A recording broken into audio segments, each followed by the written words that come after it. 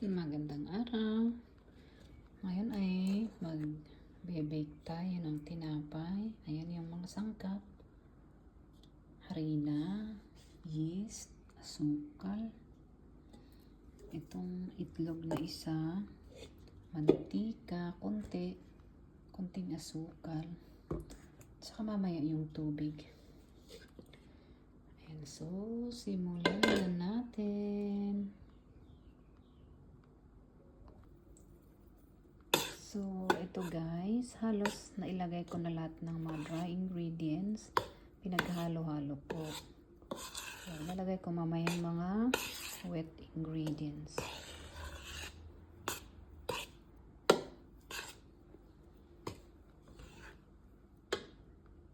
So, at this point, ilalagay ko na yung tubig, saka yung ibang liquid na ingredients.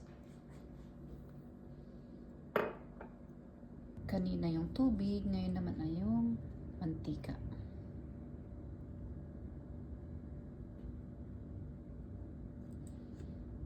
Ayun. Yan, halo-halo. At gagawa tayo ng dough. Handa na itong gawing dough. Dahil wala akong mixers kasi sira, hindi pa napa-repair.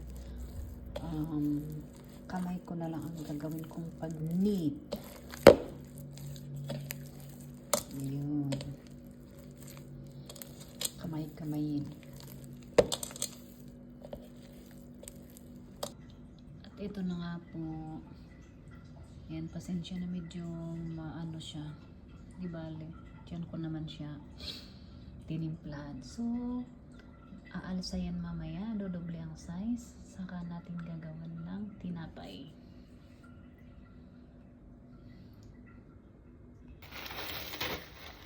Ayun. Nagdoble na ang size.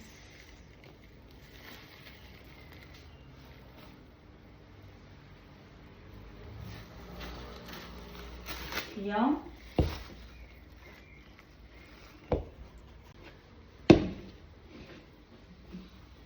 tawang-tawa ko dun sa kaping binigay mo.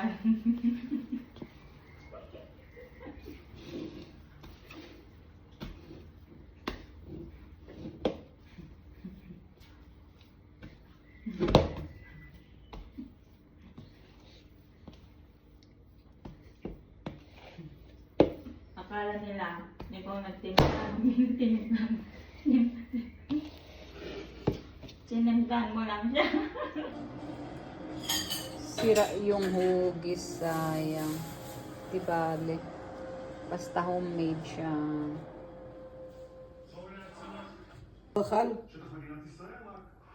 Wow, tinapay. Ito ay tinapay. את אכלת? Lakman niya.